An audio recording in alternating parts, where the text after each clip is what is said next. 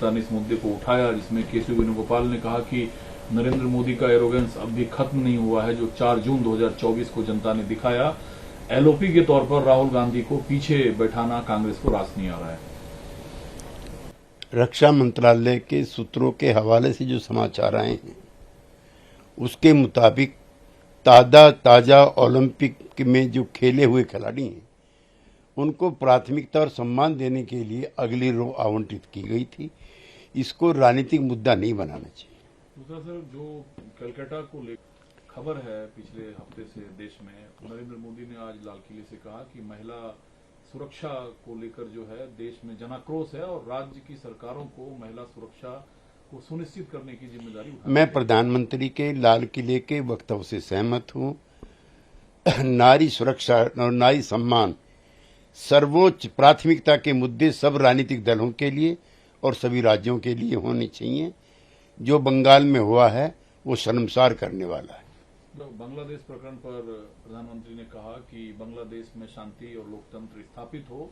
साथ में उन्होंने अल्पसंख्यक खासकर हिंदुओं की सुरक्षा की चिंता से बांग्लादेश को अवगत कराया। शेख हसीना के तख्ता पलट के बाद जो घटनाएं वहां पर घटी हैं वो सबके लिए चिंताजनक है।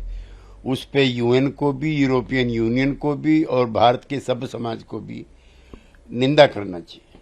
गति से आगे बढ़ रहा है। प्रधानमंत्री ने कहा कि 40 करोड़ जनता जब हमें आजादी मिली, उनके बलिदानों का परिणाम आजादी है और आज 140 करोड़ का देश है और 2047 जो एक विकसित भारत की कल्पना है। क्या आपको लगता है कि देश उस दिशा में, उस रफ्तार से आगे बढ़ पा रहा है?